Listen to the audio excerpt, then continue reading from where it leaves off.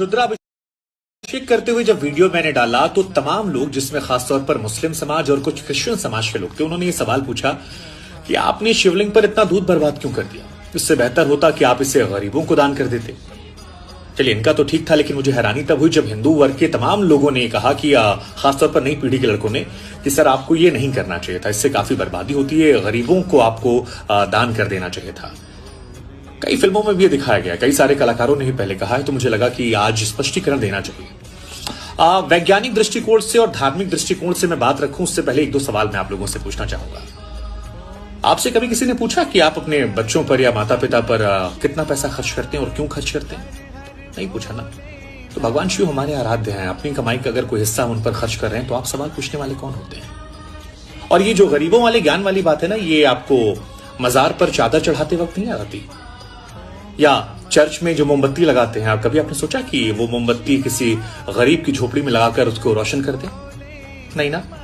कभी आपने सोचा कि आप अपने जन्मदिन पर जो पैसा बर्बाद करते हैं, नए साल में पार्टियां करते हैं, फिल्मों देखने जाते हैं, हजारों रुपए खर्च होते हैं, 500-500 रुपए की टिकट आता है, शैंपेन पीते हैं, लॉन्ग ड्राइव पे जाते हैं, कितना तेल खराब होता है? कभी सोचा आपने? नहीं सोचा होगा, क्योंकि वो शायद सोचने वाली बात नहीं है, एजेंडे में सूट नहीं करता। हमें तो हिंदू धर्म को टारगेट करना है। चलिए ठीक है, अब आते हैं धार्मिक और वैज्ञानिक दृष्टिकोण पर। विष्णु पुराण की माने तो भगवान शिव ने समुद्र मंथन के दौरान जब विष को ग्रहण करना शुरू किया तो उनका शरीर तपने लगा। देवताओं ने पानी पिलाया, असर नहीं किया। इसके बाद दुग्धाभिषेक करवाया गया, भगवान को राहत मिली, और तभी से ये मान्यता है कि दूध चढ़ाने से भगवान शिव प्रसन्न होते हैं और हम जैसे भक्त दुग्धाभिषेक करवाते हैं। खैर, इससे आपको क्या लेना देना। इसके अलावा क्या आप जानते हैं कि ज्यादातर शिवलिंग जो हमारे हैं वो नदियों के पास, कुएं के पास या समुद्र के पास हैं? क्यों? क्योंकि ऋषि मुनियों ने व्यवस्था की थी कि जब दुग्धाभिषेक करेंगे तो उसे इकट्ठा कर लिया जाएगा और उसे या तो गरीबों में दूध को बांट दिया जाएगा या फिर उसका चरणामृत बनाकर भक्तों में बांट दिया जाएगा। हाँ, ये सच है कि आक्रांताओं के आक्रमण करने के बाद कुरीतियां बदले, वक्त बदली, लेकिन धार्मिक मान्यता यही है।